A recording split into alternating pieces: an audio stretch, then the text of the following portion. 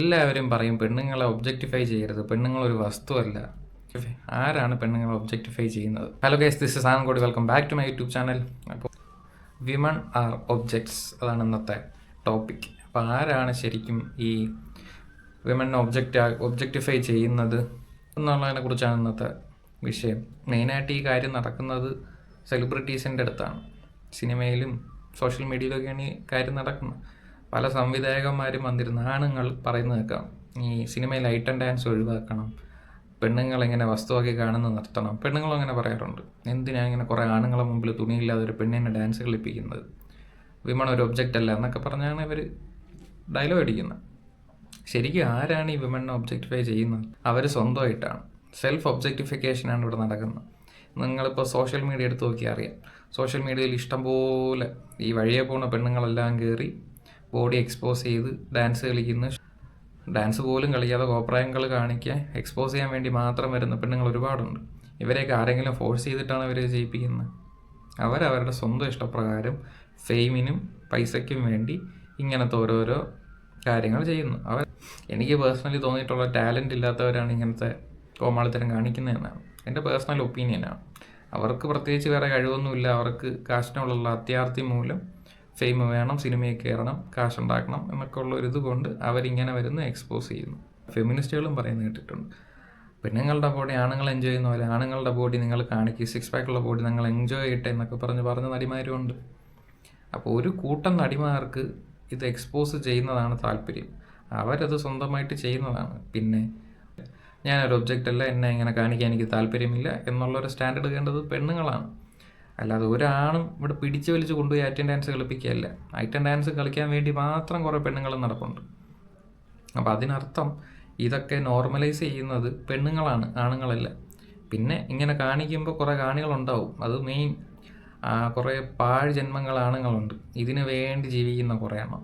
ഇതുപോലെ സെലിബ്രിറ്റീസും വിട്ട് ആരെങ്കിലുമൊക്കെ വന്നു കഴിഞ്ഞ് ഇൻസ്റ്റാഗ്രാമിൽ എന്തെങ്കിലുമൊക്കെ വീഡിയോ ഇട്ട് കഴിഞ്ഞാൽ ചെന്ന് ഫോളോ ചെയ്യുക, കാണുക, അവരുടെ മെമ്പർഷിപ്പ് എടുക്കുക. അതൊക്കെ എന്ത് തലയ്ക്കാത്തവരൊക്കെ എന്താണെന്ന് എനിക്ക് അറിഞ്ഞുകൂടാ.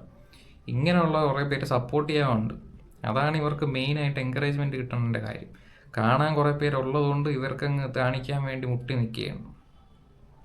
അപ്പോൾ ഈക്വലായിട്ട് ആണിനും പെണ്ണിനും ഇവിടെ പങ്കുണ്ട്. പക്ഷെ മെയിനായിട്ട് ഇതിൻ്റെ ഉത്തരവാദിത്വം പെണ്ണുങ്ങൾക്കാണ്. പെണ്ണുങ്ങളൊരു ഒബ്ജക്റ്റ് ആവണ്ട എന്നുണ്ടെങ്കിൽ അവരാണ് ആ തീരുമാനം എടുക്കാറുള്ളത്. ഇതൊക്കെ സൊസൈറ്റി നോർമലൈസ് ചെയ്യണം. ഒരു കൾച്ചറിൻ്റെ ഭാഗമായിട്ട് ഇത് മാറിക്കഴിഞ്ഞു. വെടിമരുന്ന് നിറച്ചവർക്കും തീ കൊളുത്തിയവർക്കൊന്നും അല്ലേ പ്രശ്നം, ഈ ശബ്ദം കേട്ടവർക്കാണോ പ്രശ്നമൊന്നും ആടിൽ ജയസൂര്യ ചോദിക്കണമല്ല. ഇപ്പോൾ പെണ്ണുങ്ങൾ കാണിക്കുന്നതിനും കുറ്റക്കാരാണുങ്ങളാണ്. അതിൽ മെയിൻ പങ്ക് ആണുങ്ങൾക്ക് ഉണ്ട്. ഈ ഇങ്ങനത്തെ കഴിവില്ലാത്ത സാധനങ്ങൾ ഇങ്ങനെയുള്ള കോപ്രായങ്ങൾ കാണിക്കുന്നത് കാണാൻ വേണ്ടി കുറേ ആണുങ്ങളുണ്ടല്ലോ. അങ്ങനെയുള്ള നിങ്ങൾ നിർത്തിയാലും മതി.